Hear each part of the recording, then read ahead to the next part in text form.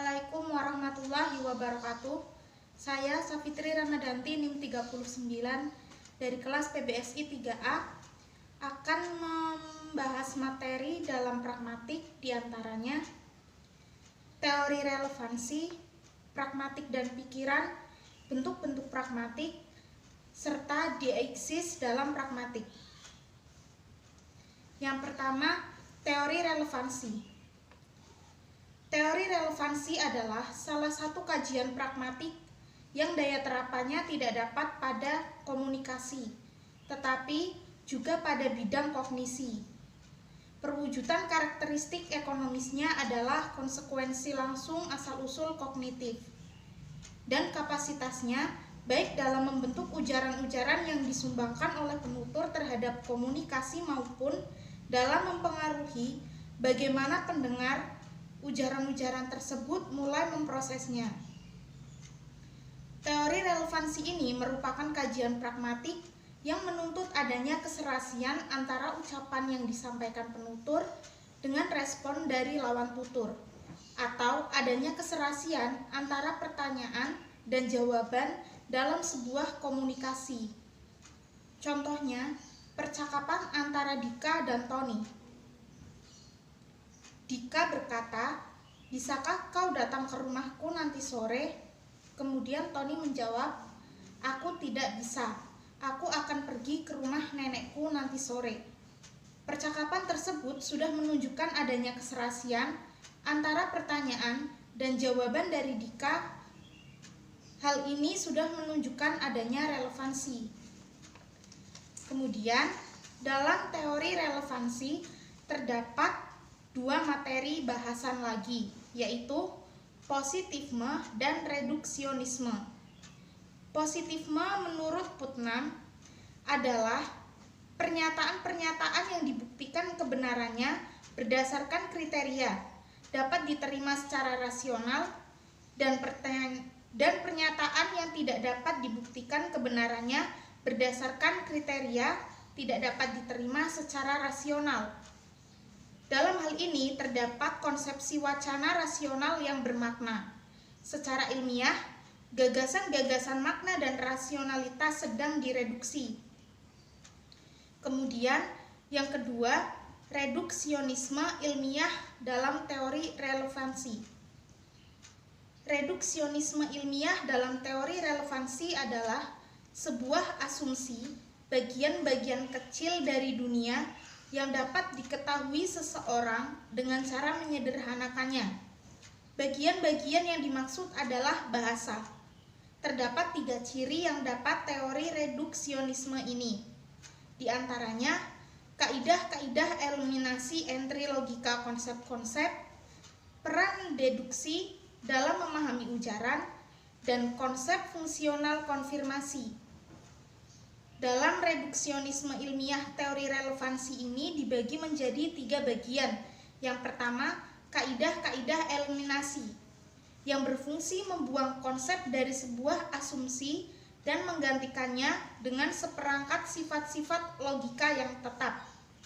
Kaidah-kaidah eliminasi pada hakikatnya adalah untuk menganalisis dan memanipulasi isi konseptual asumsi-asumsi, yakni fungsi yang dilakukan oleh kaidah-kaidah eliminasi yang melekat pada entry logika pada bagian konsep-konsep.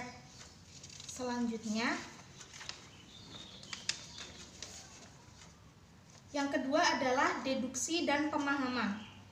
Speber dan Wilson menjelaskan bahwa pemahaman inferensial mencerminkan kecenderungan reduksionis yang serupa dalam model pembelajaran deduktif monologis di kalangan positif logika, di mana pernyataan yang menerangkan explanandum berasal dari pernyataan-pernyataan berbagai hukum ilmiah dan pernyataan-pernyataan yang menerangkan fakta-fakta empiris yang telah diketahui sebelumnya, atau biasa disebut dengan kondisi-kondisi awal. Deduksi tidak lagi dapat menangkap faktor-faktor yang relevan dengan pemahaman terhadap ujaran. Namun, deduksi dapat menangkap kondisi-kondisi yang relevan dengan penjelasan terhadap suatu fenomena. Kemudian yang ketiga, konfirmasi fungsional. Konfirmasi fungsional sebagai reaksi kritis terhadap konsep konfirmasi logika. Pernyataan tersebut dikembangkan oleh Speber dan Wilson. Konfirmasi fungsional ini ditemukan dalam positifme logika, di mana dalam praktik ilmiah dapat dibagi menjadi dua tipe yang berbeda. Yang pertama, melibatkan pengembangan hipotesis-hipotesis ilmiah dalam konteks penemuan. Yang kedua, melibatkan asesmen rasional terhadap hipotesis dalam konteks justifikasi. Berikut adalah penjelasan mengenai teori relevansi. Yang selanjutnya saya akan membahas pragmatik dan pikiran. Kebutuhan terhadap kajian pragmatik terhadap pikiran yaitu berkaitan dengan kesadaran dan pikiran manusia terhadap gagasan pikiran yang telah menempati suatu dari positif refleksi dalam berbagai pertimbangan pikiran manusia yang mendalam. Pikiran juga merupakan sumber atau asal-usul dari semua refleksi. Kerefleksian ini memang telah menambah karakter pikiran yang membingungkan. Pengabaian terhadap itu semua telah menyebabkan banyak sekali kesalahan filosofis dan keracauan teoritis. Pragmatik terhadap pikiran mempertimbangkan apa yang dapat diberitahukan oleh suatu disiplin pragmatik, yaitu disiplin pragmatik linguistik kepada kita tentang struktur pikiran itu. Sebagai contohnya, Bayu mengamati bahasa binatang. Contoh tersebut menunjukkan adanya pikiran manusia terhadap gagasan pikiran binatang. Dalam pragmatik dan pikiran terhadap beberapa hal yang dibahas, di antaranya bahasa dan pikiran serta modularitas pragmatik. Yang pertama adalah bahasa dan pikiran. Bahasa mencerminkan yang terbaik bagi pikiran manusia, dan bahwa analisis yang tepat terhadap arti kata-kata dapat memberitahu kita lebih banyak hal tentang cara kerja pemahaman. Bahasa dan pikiran merupakan bahasa awal yang merefleksikan atau mencerminkan isi pikiran, bukanlah hal baru.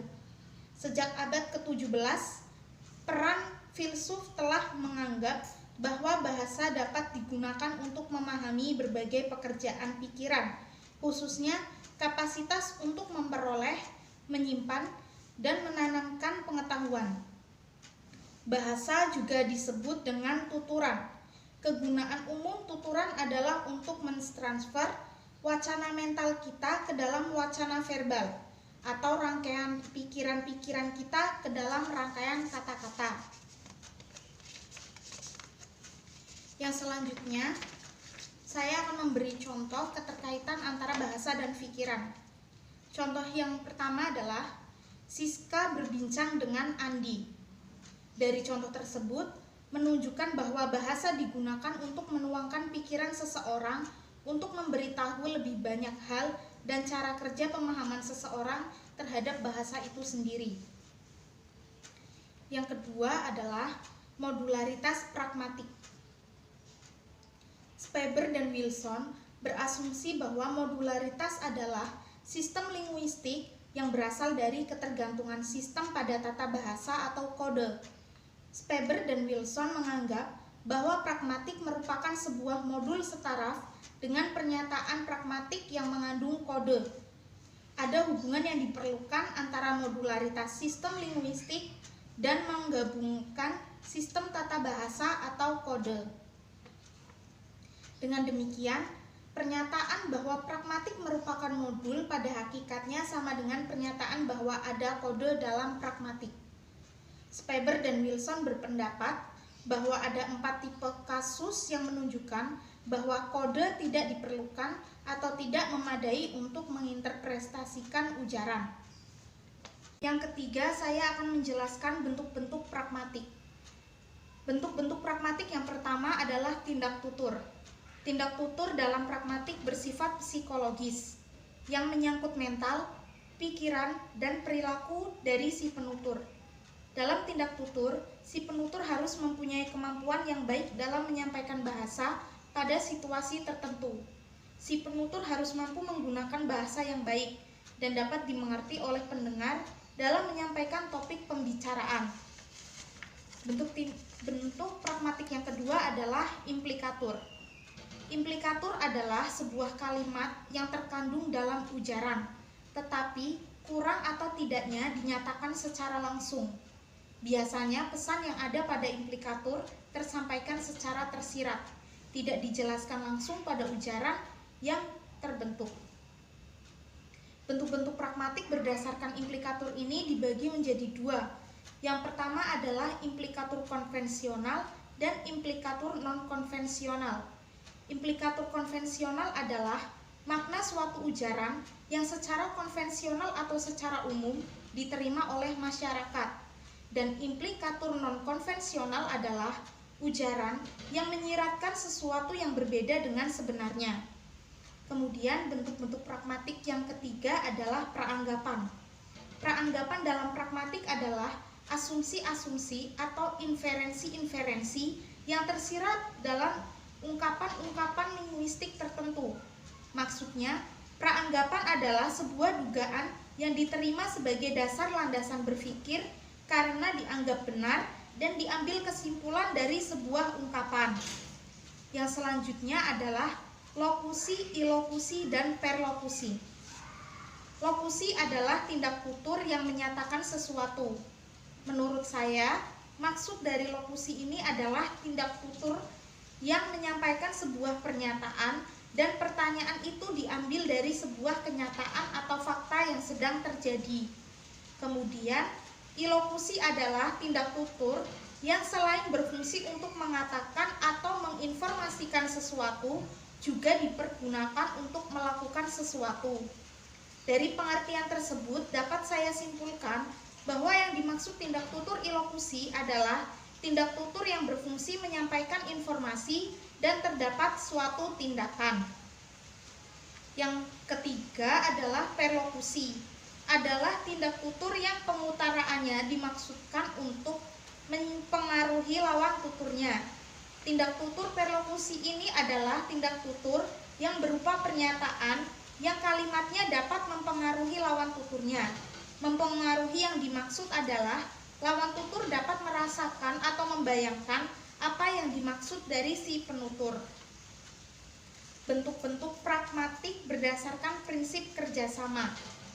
Yang pertama ada maksim kuantitas. Adalah sebuah informasi yang sesuai antara penutur dengan lawan tuturnya. Dalam hal ini, maksud kata sesuai yaitu memberikan informasi secukupnya yang dibutuhkan oleh lawan tuturnya. Kemudian, yang kedua adalah maksim kualitas. Adalah sebuah informasi yang diberikan dengan jujur atau terjamin kebenarannya.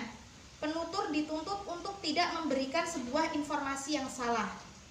Yang ketiga, maksim hubungan adalah sebuah keserasian antara informasi yang diberikan oleh penutur kepada lawan tuturnya.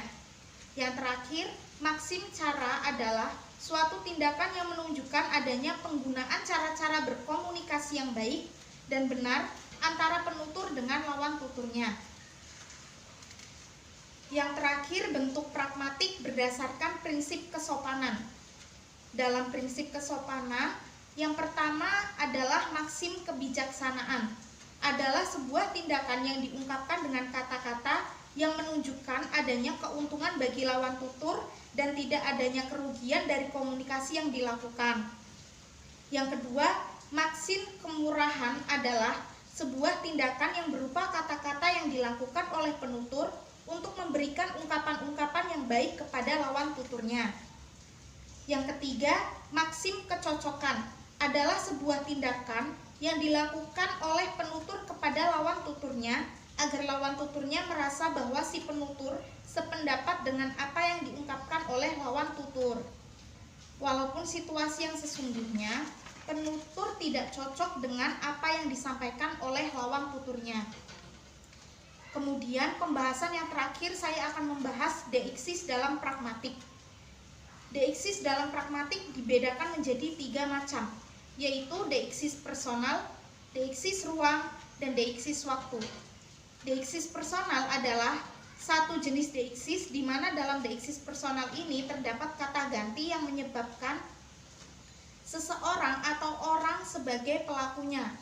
Kata ganti seseorang dalam deiksis ini dapat berbentuk orang pertama, orang kedua, dan orang ketiga. Sebagai contoh, beliau baru saja pergi meninggalkan pasar. Kalimat tersebut menunjukkan adanya teori deiksis personal karena terdapat kata ganti orang sebagai pelakunya, yaitu beliau. Yang kedua adalah deiksis ruang. Deiksis ruang adalah sebuah deiksis di mana di dalam suatu ungkapan atau ujaran terdapat penjelasan mengenai suatu tempat berdasarkan letak atau di mana tempat itu berada. Sebagai contoh, sepeda itu berada di taman depan rumah Risa. Yang terakhir adalah deiksis waktu. Deiksis waktu adalah sebuah deiksis di mana dalam suatu ungkapan atau ujaran terdapat penjelasan mengenai waktu dari suatu kejadian. Sebagai contoh, besok Nita akan menjalani ujian akhir semester. Berikut yang dapat saya sampaikan. Kurang lebihnya saya mohon maaf. Wassalamualaikum warahmatullahi wabarakatuh.